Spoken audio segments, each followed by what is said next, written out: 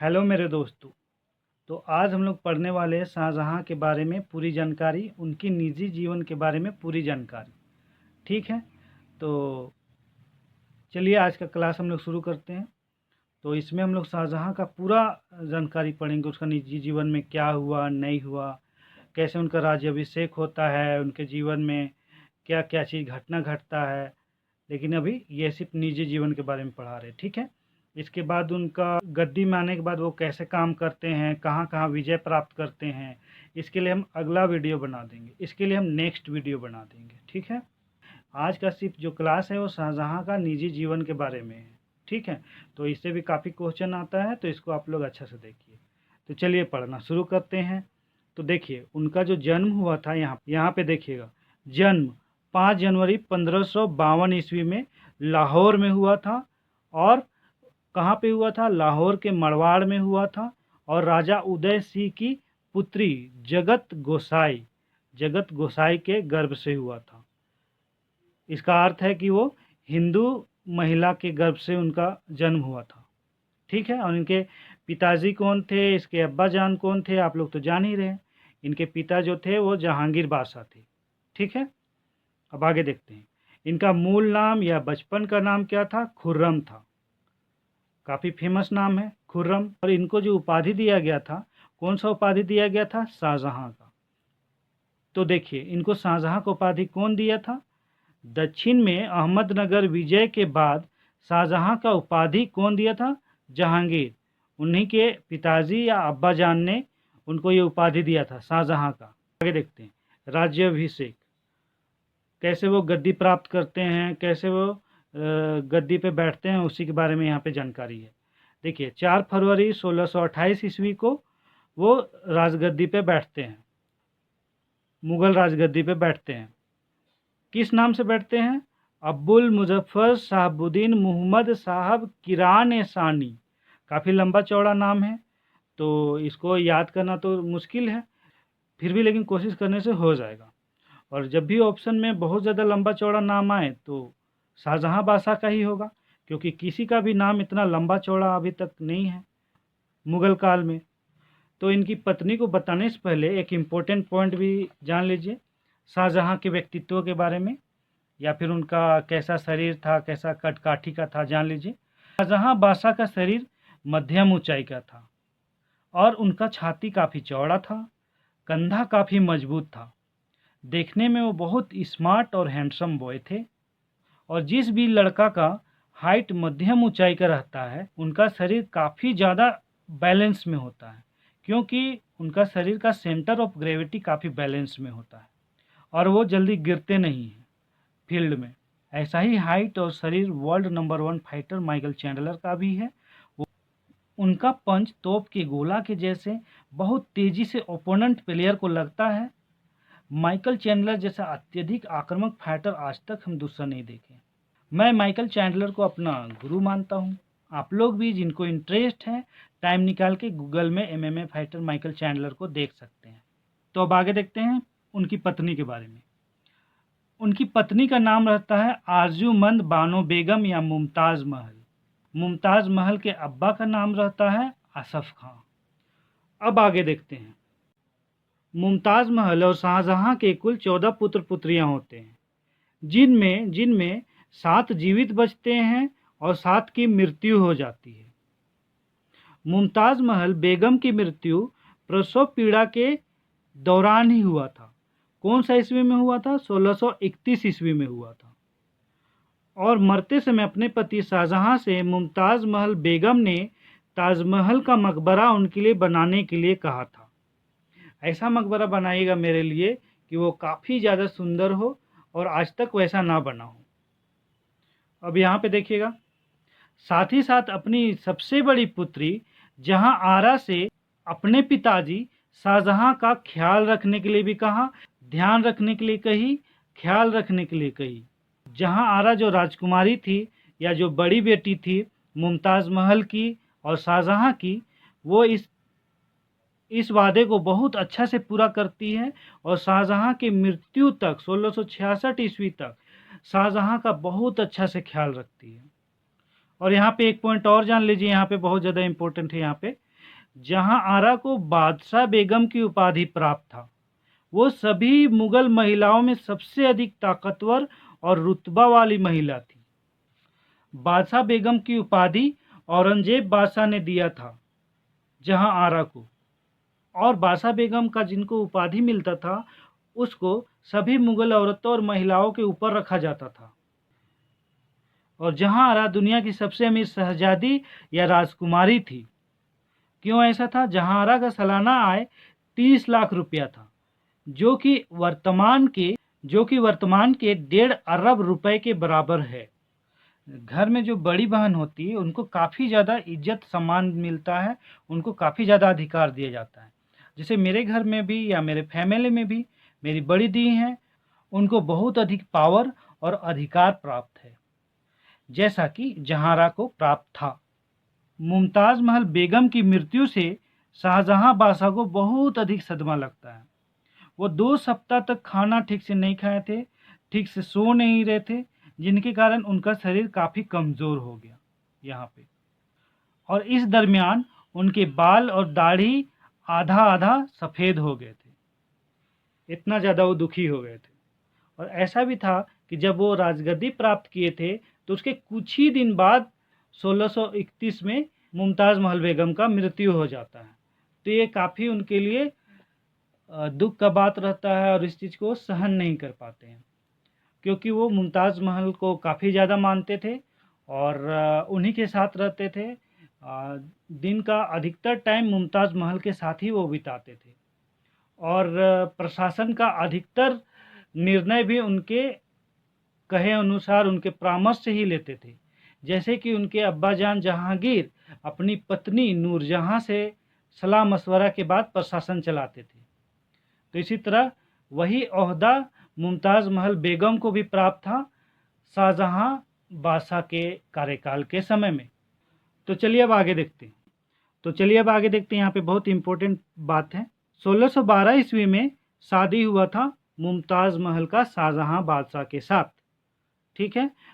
और मुमताज़ महल का मृत्यु 1631 ईस्वी में हुआ था।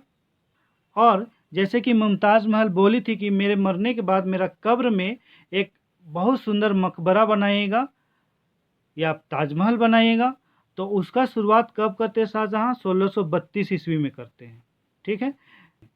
और ताजमहल बनना शुरू होता है 1632 ईस्वी में और बनते बनते बनते 1653 ईस्वी में कंप्लीट होता है। और 1653 ईस्वी तक बनते बनते कुल कितने वर्ष हो गए थे? 22 वर्ष हो गए थे, ठीक है। तो 22 वर्ष में ताजमहल बन के तैयार हुआ, लेकिन इतना ज़्यादा सुंदर बन के तैयार हुआ कि वो अभी विश्व के 7 आश्चर्यों में से एक है। काफ़ी सुंदर सुंदर रत्न और मणि और हीरे मंगाए गए थे ताजमहल में जड़ने के लिए दूसरे दूसरे देशों से। और जो ताजमहल में जो संगमरमर यूज हुआ है वो राजस्थान के मकराना से लाए गए थे। सफ़ेद संगमरमर थे और संगमरमर काफ़ी बड़े साइज़ के थे। तो जैसा कि आप लोगों को बताया कि ये विश्व के 7 आश्चर्यों में से एक है ताजमहल, और ताजमहल काफ़ी सुंदर है।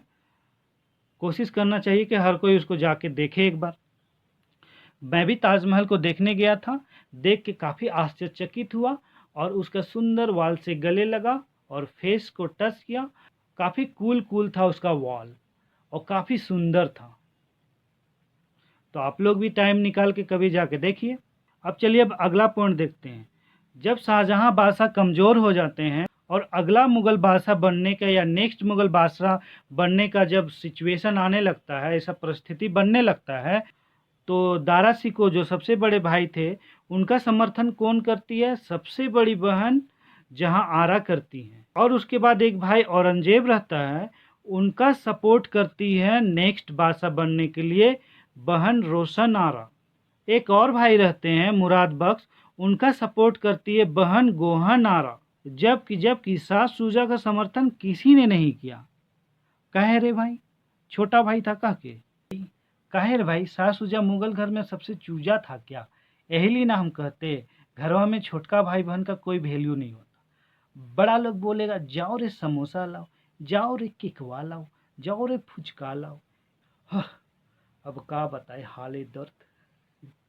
और तो और राजा महाराज बनते समय भी छोटका लोग का बहुत ज़्यादा महा इग्नोर होता है।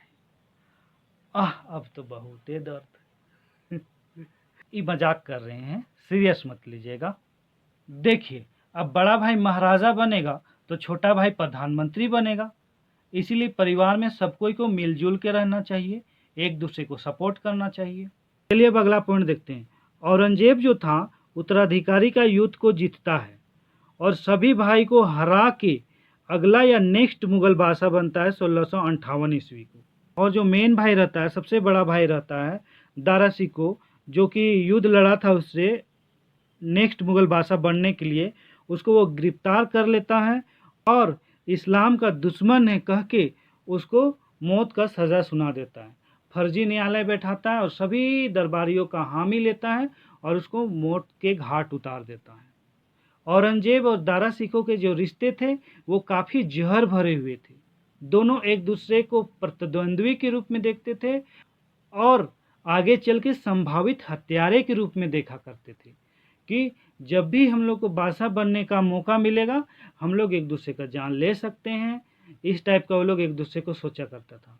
तो इस तरह से वो लोग में आपस में प्यार नहीं था, एक तरह का शत्रुता था और रिश्ते में जहर भरा हुआ था। और इसी का दुष्परिणाम ये होता है कि अंततः दारा शिकोह को औरंगजेब झूठा आरोप लगा के इस्लाम का विरोधी है कह के, इस्लाम का दुश्मन है कह के मौत के घाट उतार देता है। तो ऐसा नहीं होना चाहिए। भाई बहनों में काफ़ी प्यार होना चाहिए, एक दूसरे का सहयोग होना चाहिए।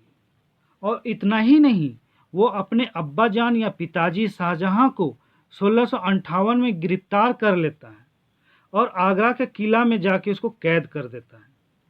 तो शाहजहां की जो पत्नी मुमताज़ महल थी, वो जहां आरा से वादा ली थी कि मेरे पति शाहजहां या तुम्हारे अब्बा जान शाहजहां का ख्याल तुम अच्छा से रखना मेरे जाने के बाद। तो जहां आरा जो राजकुमारी थी इस वादे को बहुत अच्छा से पूरा करती हैं और शाहजहां का ख्याल वो कैद अवस्था में भी रखती हैं आगरा के लाल किले में।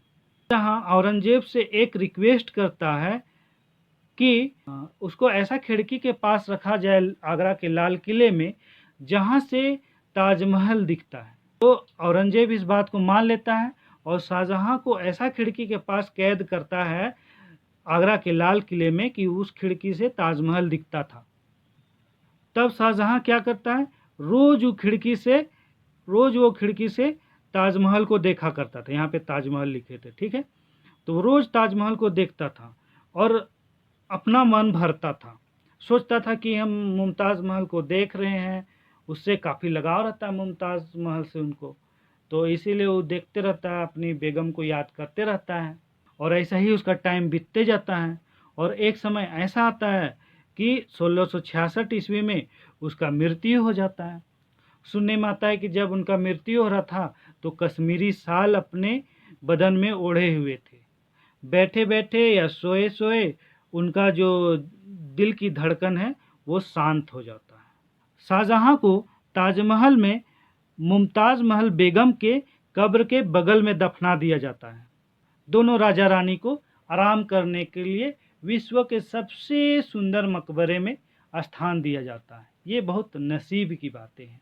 सबसे प्यारी रानी के साथ वो विश्राम कर रहे हैं, अभी भी विश्राम कर रहे हैं शाहजहां और अति सुंदरी मुमताज़ महल बेगम। पॉइंट और जान लीजिए, जो सबसे बड़ी बहन थी जहां आरा, उनका मृत्यु हुआ था 68 ईयर्स में या 68 वर्ष में। किसके समय में हुआ था? औरंगजेब बादशाह के समय में। उसके जो भाई थे औरंगजेब, उसी के समय में हुआ था। औरंगजेब जहां आरा को काफ़ी सम्मान देते थे, उनको बादशाह बेगम का उपाधि भी दिए थे। जब उनका मृत्यु हो जाता है तो इससे औरंगजेब को काफ़ी दुख लगता है, क्योंकि वो काफ़ी प्रभावी महिला थी मुगल प्रशासन में, मुगल राज्यकाल में। तो उनके दुख में औरंगजेब बादशाह 2 दिन तक शाही कार्य पे रोक लगवा दिए थे और राजकुमारी जहां आरा की इच्छा के अनुसार उनको दफन किया गया था निजामुद्दीन औलिया के मजार के बगल में। और जहां आरा राजकुमारी औरंगजेब से ये रिक्वेस्ट की थी कि जब हम मर जाए, जब मेरी मृत्यु हो जाए तो मेरी कब्र को खुली रखा जाए। उसको ताजमहल की तरह पूरा कवर ना किया जाए और मेरा कब्र बहुत सिंपल हो, उसको कवर ना किया जाए। तो इसका ख्याल बहुत अच्छा से रखा था उसके भाई औरंगज़ेब ने। औरंगज़ेब भी अपनी बहन का बहुत सम्मान करता था, उसको मान्यता देता था और जैसा कि आप लोग को बताए ही थे कि मुग़ल काल में बहुत ज़्यादा उनका वेतन था जहांआरा का। 1.5 अरब रुपए सालाना इनकम था जहांआरा का। तो ऐसा कहा जाता है और ऐसा है भी, जहांआरा दुनिया की सबसे ज़्यादा अमीर राजकुमारी थी। ये भी बहुत भाग्य की बात है। खैर जो भी हो, तो मेरे दोस्तों यहीं पे क्लास समाप्त होता है। अगर आप लोगों को मेरा पढ़ाने का स्टाइल अच्छा लगता है तो लाइक, सब्सक्राइब एंड शेयर करिए, अपने भाई का सपोर्ट करिए। Thank you.